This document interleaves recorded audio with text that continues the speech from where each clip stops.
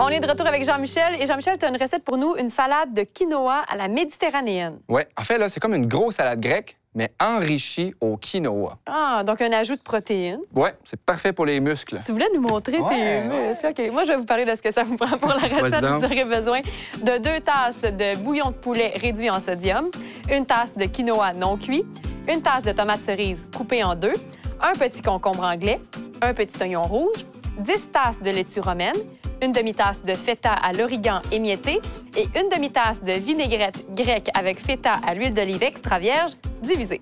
Fait que je vais t'installer à la coupe concombre. Oui, Yann, on va le couper sur la longueur comme ça. Je vais t'installer, mais je vais le faire aussi, tu sais. Mais je vais faire une petite démo pour te montrer. Donc, on va juste le couper comme ça ici, en demi-rondelles. Parfait. Ça te va? Oui.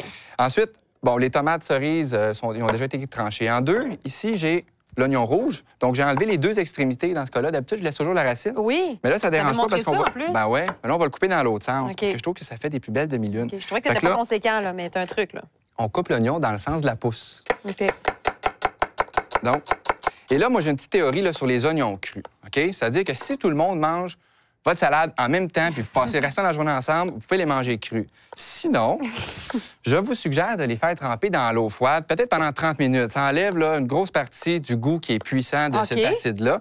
Et là, on va les égoutter, puis on va les utiliser. Ensuite, la laitue. Donc, celle-là, elle a déjà été pré-nettoyée. J'ai fait couler de l'eau dessus, puis je l'ai mis dans le lavabo, rempli d'eau froide, puis le sable, la terre, coule toujours au fond. Ah, parfait. Donc, je vais enlever la racine comme ça ici. Comme ça. Et on va juste avoir à la déchiqueter. On a besoin d'environ 10 tasses de laitue romaine. Comme ça ici, on va le disposer au fond. Évidemment, on avait besoin de quinoa aussi dans cette recette-là. Donc, j'ai le bouillon de poulet qu'on amène à ébullition et on ajoute le quinoa. Ça prend environ 15 minutes. Il faut que le quinoa ait absorbé tout le liquide. OK. Donc, on va partir notre feu. Et évidemment, j'en avais un qui était déjà cuit parce qu'il nécessite un temps de refroidissement. On le veut qu'il soit froid. OK. Je vais vous montrer aussi là, la différence entre les deux. Donc, ça ici, ça, c'est le grain qui est non cuit. Donc, il est blanc, puis il est plus petit. Puis quand il est cuit, finalement, le grain va éclater et il va se dédoubler. OK? Il va devenir aussi un peu plus comme translucide. Là, OK? Donc, il change d'apparence. Donc, là, on sait qu'il est cuit. OK. C'est bon? Oui.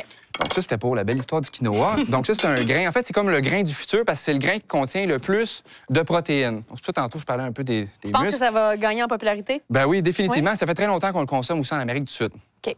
Donc, ici, les concombres, tu vas ajouter les tomates. Voilà. Ah, c'est beau. On va ajouter les oignons. On va prendre un quart de tasse de vinaigrette. Une partie, donc la partie qui est divisée. Tu vas mélanger le tout. Comme ça. C'est-tu beau? Ouais. Donc là, on est prêt pour notre dressage. Super. Et là, c'est assez scientifique. Il faut vraiment le faire dans le bon ordre. Ne dérogez pas à la maison. C'est comme steak bedin de patate. Donc là, là-dessus, on va mettre le quinoa par-dessus. Donc, on veut bien couvrir le tout. Ah, c'est super. Et voilà. Par-dessus, on va mettre les légumes qui contiennent la vinaigrette. Donc, c'est ça qui va arroser notre quinoa. OK. De là, l'importance de l'ordre. Donc, on va bien garnir ça ici. Regarde ça comment c'est coloré. Wow! Ensuite, tu peux garnir avec le fromage feta. À l'origan. Et tomates séchées. Oh, wow! On va mettre en filet la vinaigrette qui reste. C'est beau. On goûte à ça. Absolument. Tout de suite. Mm-hmm. Oh. Mm. Très, très bon. C'est frais. C'est beau. Comme ça. Hein?